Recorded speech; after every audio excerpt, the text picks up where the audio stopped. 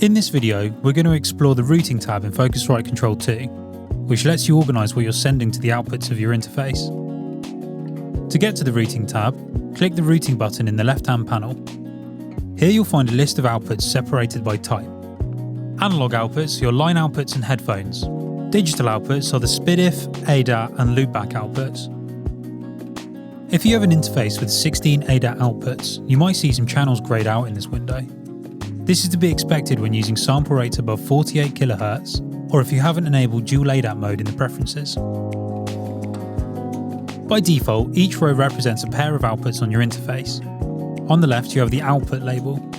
This tells you which physical output this row corresponds to. Next, you have the level control.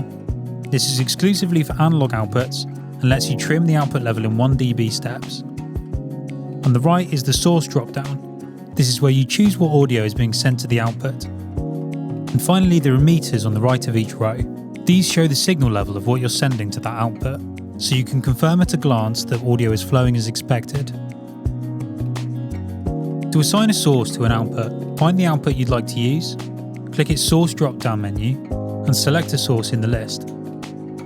You'll notice that sources are organised by type. Analog inputs refers to the XLR and line inputs.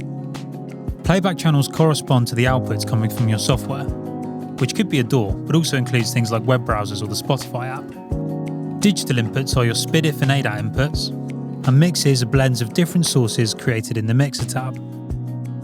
An important thing to note is that each output can only have a single source assigned to it.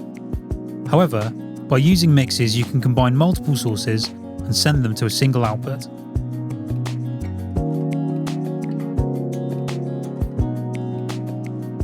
Now you'll notice that by default, your outputs are paired in stereo, so outputs 1 and 2 share a single row. You can break a stereo channel into independent mono outputs by clicking the mono split button. These mono channels behave just like the stereo pairs did. They each have their own output label, level control, source selector and meter. The only difference is that each output is now independent and not linked as a pair. To revert back to a stereo pair, click the mono symbol on the left.